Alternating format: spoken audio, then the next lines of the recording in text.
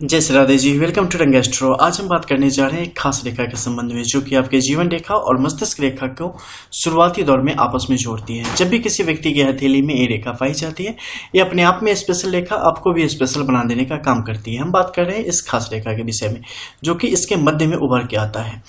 जीवन के जो कुछ खास तत्व हैं, कुछ खास रस हैं, उसे देने का काम करता है, उससे भरने का व्यक्ति को काम करता है।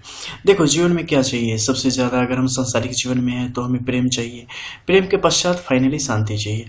और जब ये रेखा प्राप्त होती है तो इन दोनों चीज़ों से आप हमेशा दूर रहते हैं। प्रेम भी आपके समक्ष आता है और कुछ दिनों में आपकी बजा के चला जाता है, फिर तत्पश्चात शांति की खोज में आप जीवन भर भटकते चले जाते हैं। देखो, जब भी ये रेखा होगी निश्चित तौर पे आपका जीवन चुनौतियों और उसके बाद की जो कुछ परिस्थितियां होती है उससे भरपूर रहा करता है। ठीक है, एक कहावत है ना कि हम चुनौतियों से कम बीप से ज़्यादा परेशान है, तो वो कहानी आपके अंदर आपके ऊपर ज़्यादा आ जाती है। इसके अलावा विचार तो आपके मतलब बिल्कुल खानदानी किस्म के होते हैं, इसमें कहीं से कोई दो मत की स्थिति नहीं है। हालांकि छोटे जैसा कोई व्यवहार करने में भी आप पीछे नहीं रहते हैं।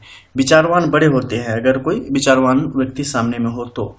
पढ़ाई सामान्य स्थिति में आपकी चलती है। क्रिएटिविटी एकदम कमाल की होती है आप में, उसमें तो कहना ही नहीं है। मतलब राई का पहाड़ बना दो, ऐसी क्रिएटिविटी आपके अंदर देखने को स्पष्ट तौर पे मिलती है।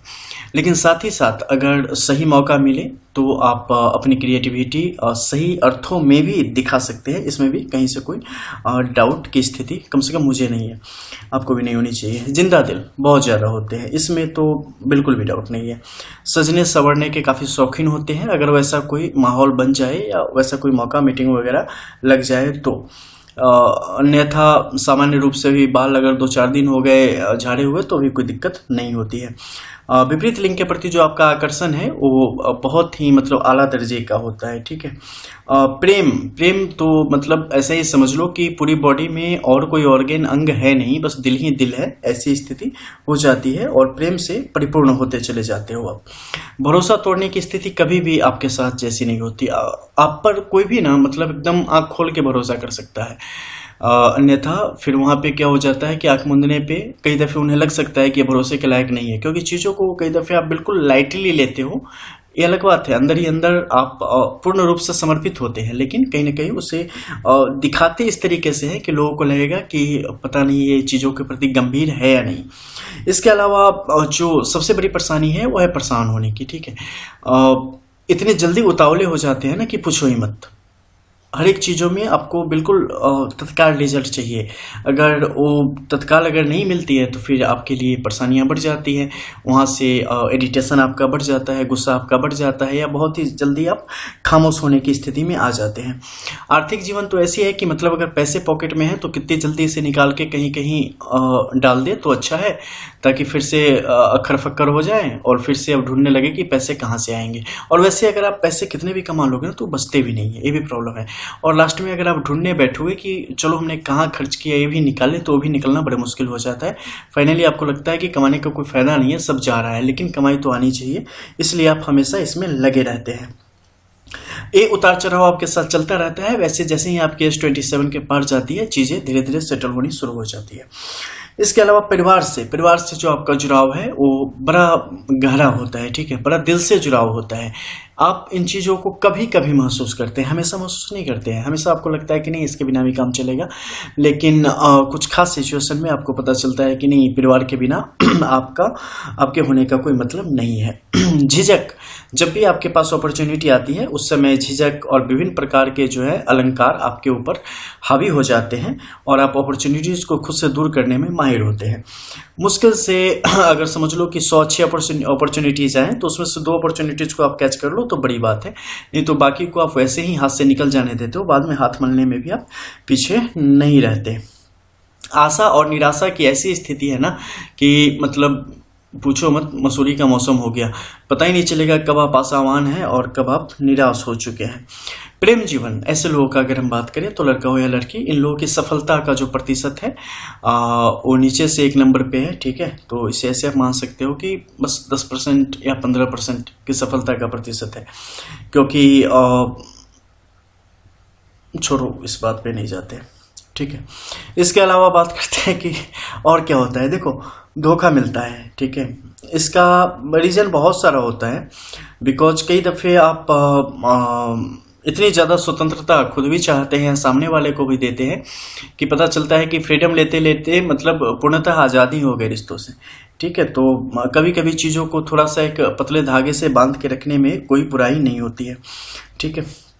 इसके अलावा रोना आप लोगों को काफ़ी ज़्यादा आता है, और वीकली और मंथली कम से कम एक आध बार आंसू बहा लेने पे अंदर से आप काफ़ी हल्के फील करते हैं। दूसरों की उम्मीदों पर खरा उतरने में आप सबसे ज़्यादा आगे रहते हैं, और अगर वो आप पे उम्मीद करते हैं आपसे, तो आप खरा उतरने के लिए किसी भी हद तक जाने के से आप पीछे नहीं रहते। देखो, निष्ठुर बनना आपके हक में नहीं है, ठीक है। तो ज़्यादा निष्ठुर आपको नहीं बनना चाहिए, और सबके प्रति थोड़ा प्रेम की स्थिति रखनी चाहिए। ऐसे लोग अगर जिस भी धर्म को मानते हो या जिस भी पंथ को, संप्रदाय को मानते हो, उसके प्रति जाए, ठीक है, और शास्त्र संगत आचरण करें, तो आपके जीवन में काफ़ी बेहतरीन स्थिति देखने को मिल सकती है। देखो, इतनी सारी बात मैंने काफ़ी लाइटली कही, बिकॉज ये रियलिटी है। लाइटली कहने का ही मतलब है कि सीधे आपको लगेगा कि बस मेरी कहानी चल रही है।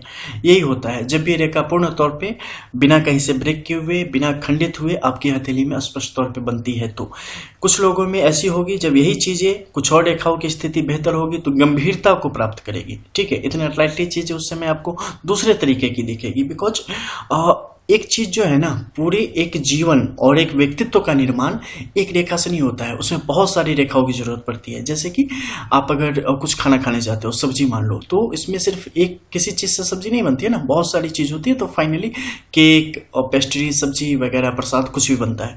उसी तरीके से सारी लाइन मिला के आपको एक नया रूप देते हैं। लेकिन अगर अलायंस अगर पूरी पुख्ता तौर पर यहाँ पे मौजूद है, काफी स्ट्रांगनेस के साथ यहाँ पे मौजूद है, तो ये अपना प्रभाव छोड़ेगी नहीं, ठीक है। और खासकर ये जो प्रभाव है ना, इसका देखो, इसका रीजन क्या है कि जीवन रेखा और मस्तिष्क रेखा दोनों का आपस में संबंध बना रही है। मस्तिष्क रेखा यानी कि पूर्ण तौर पे आपके नजरिए को प्रभावित करने का काम करती है, आपके व्यक्तित्व को, पर्सनालिटी को प्रभावित करने का काम करती है।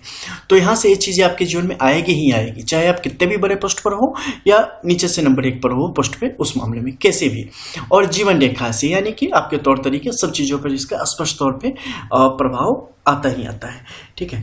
तो ये सब गुण आपके अंदर मिलेंगे। ऐसे लोगों को क्या करना चाहिए, मैं अगर साफ साफ बताऊं तो आपको घोड़े के जो आंखों के दोनों तरफ रहते हैं ना, पट्टे बंधे हुए, वैसे बांध लेने चाहिए, और बस कमाने, खाने और परिवार को चलाने, इसी पर ध्यान देना चाहिए। हालांकि बड़ा मुश्किल है, बड़ा मुश्किल क्या, बहुत ही मुश्किल है, असंभव है, लेकिन फिर भी एक कोशिश करना आपके हक में होता है, ठीक है। और कभी भी जब कोई आपको मुश्किल पैदा कर दे, धोखा दे दे, तो उससे न बदला लेने के चक्कर में कहीं मत पड़ना, ठीक है। क्योंकि ऐसे में जो बच्चा खुचा होगा ना, वो भी गंवा बैठोगे, कुछ नहीं मिलना फिर, ठीक है। क्योंकि आप दुश्मनी 100% नहीं कर सकते, दोस्ती कर सकते हो लेकिन वो नहीं कर सकते, क्योंकि दुनिया में अलग अलग किस्म के इंसान होते हैं ना। तो आपका जो जीवन है ना, आपके जीवन का जो मुख्य रहस्य है, तत्व है, वो है प्रेम। जब कोई आपके सामने प्रेम लेके आता है ना, तो वो सुई के नोक से उठा के प्रेम रखे, तो आप मतलब पूरी खुद को समर्पित कर देते हो। इसलिए जो प्रेम करना जानता है वो बैठ नहीं कर पाएगा, चाहे कितनी भी कोशिश कर ले, ठीक है। तो इस मामले में थोड़ा सा दूरी रही हो तो अच्छा है।